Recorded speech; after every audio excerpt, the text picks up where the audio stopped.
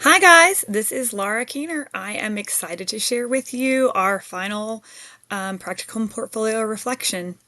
So I'll just jump right into it by reminding you about my memory that I shared from whenever I was in elementary school about librarianship.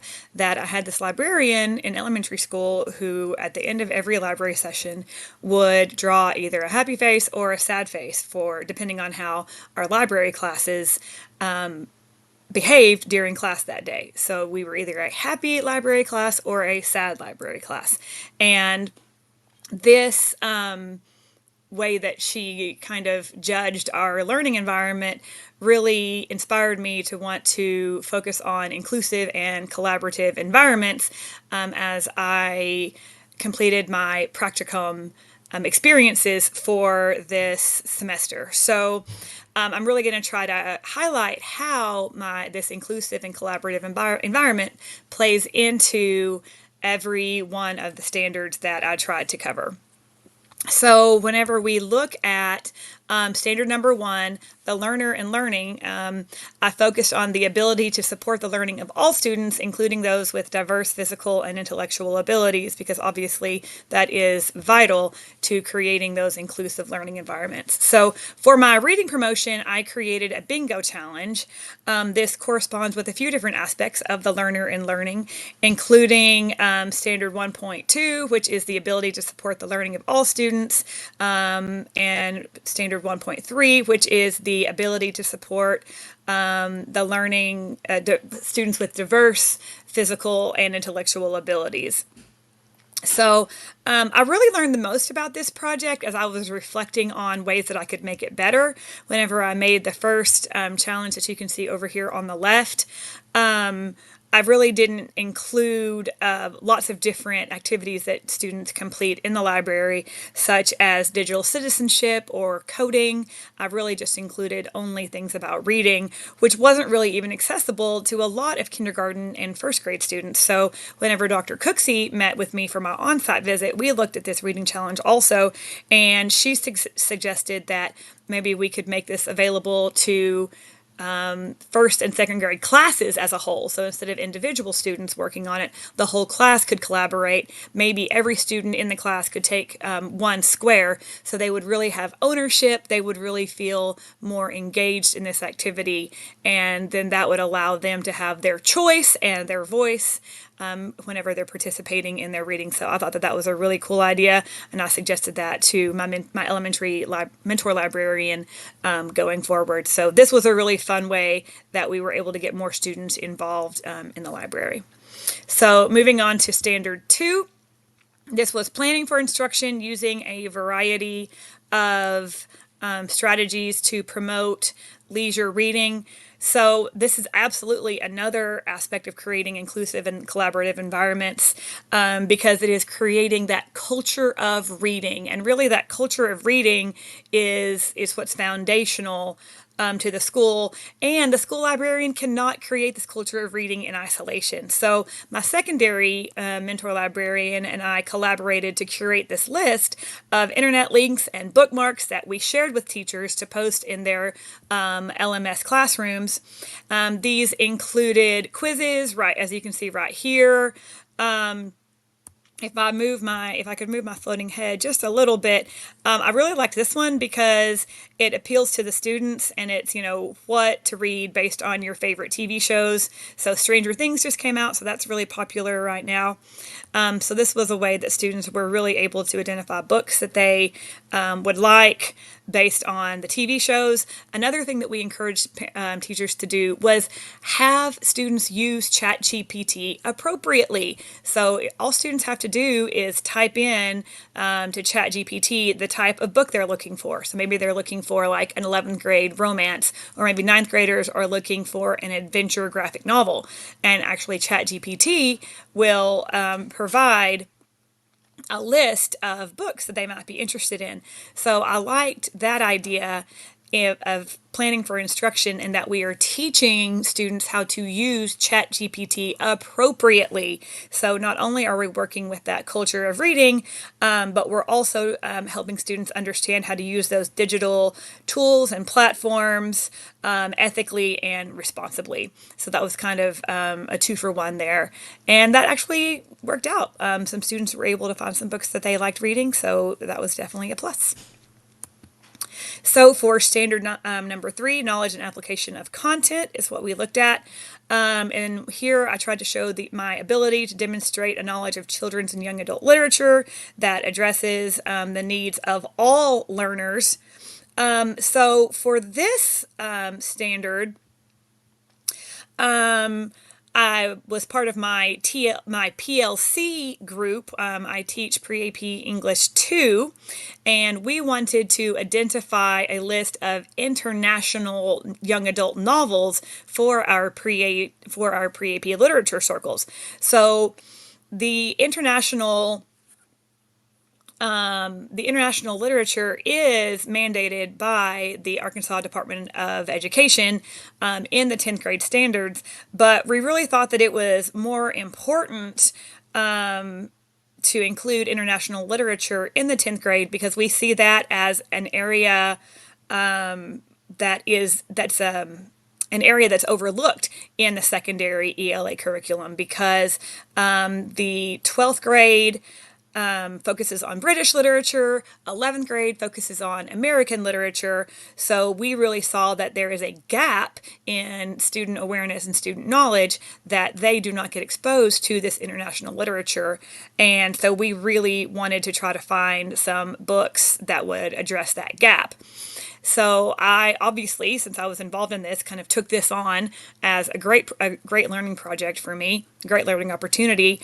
So working again with my secondary library mentor, we looked for books. We kind of based our selection criteria on texts that obviously don't reinforce those stereotypes, but would build empathy, awareness, critical thinking about social issues, and obviously supporting intellectual growth. That's foundational whenever we're thinking about texts we want our students to read. All of these various considerations really seemed like a big task whenever I was first looking at it. But as I was reviewing the material that we have learned throughout our master's coursework, we are really fully prepared to make these kinds of informed decisions. We know that we can consult professional selection tools such as reviews, award lists, journals. So I felt really prepared once I got into this to be able to research and select these high quality materials that were culturally authentic, that were age appropriate, and that were relevant to my young adult readers so they would actually, hopefully, enjoy the books that we chose for them. And a lot of these were very successful whenever we implemented this literature circle project. So moving on to standard 4, organization and access, trying to show my ability to advocate and facilitate for flexible, open access to library resources. This was something fun that my elementary mentor librarian asked me to do. In her library, kindergarten students don't check out materials from day one because some of them have never even really set foot into a library. So she has to spend some of her time kind of setting those foundational guidelines. Here's how we use a library. Here's how we treat our books. So once kindergarten students were ready to check out books, she asked me to organize. Trying to move my face around again here. She asked me to organize this section for kindergarten students to allow them to check out books. So this kind of had a few different aspects that I wasn't quite prepared for.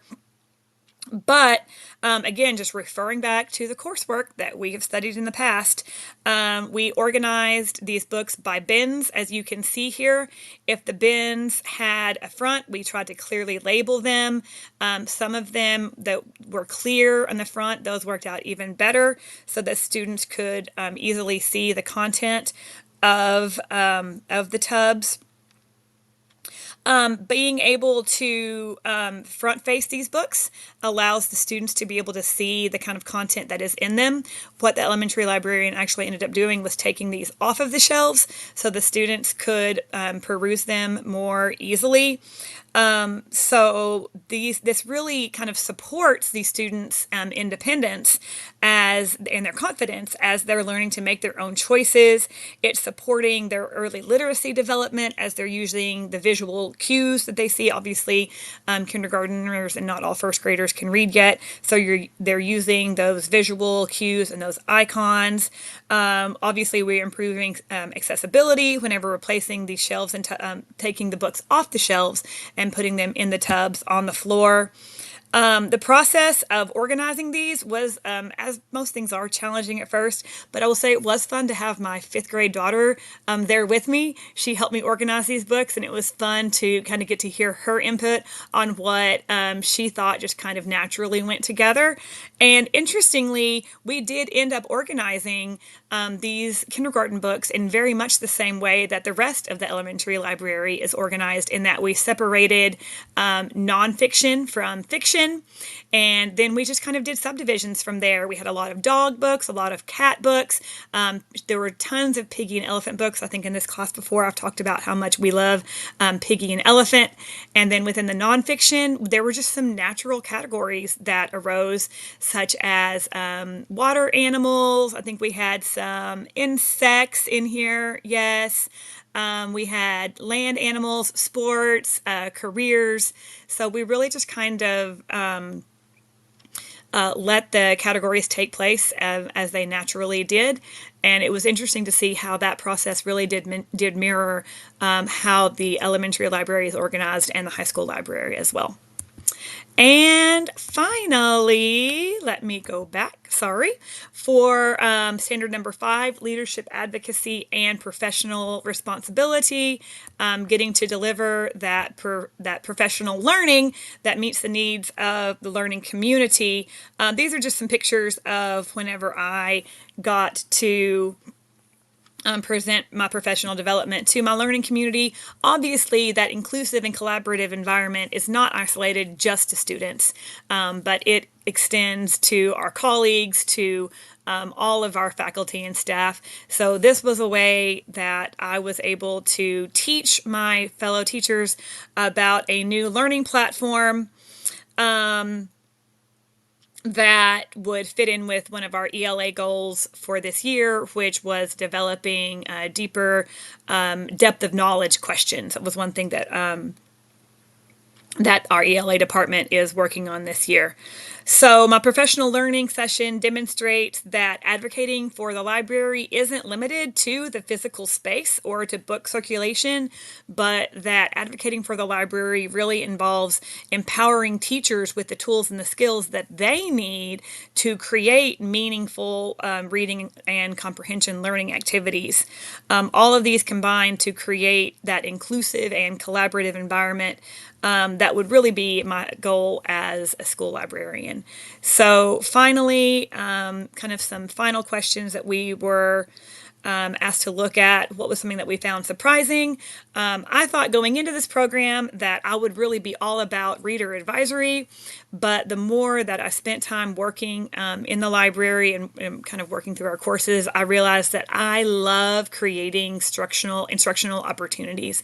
So if I ever got to be a secondary librarian, I would love to be an instructional leader and really work hand in hand and side by side my fellow teachers. Just how can I help you? What can I take off your plate? That was something else that really stuck with me. How can I support you in what you're doing?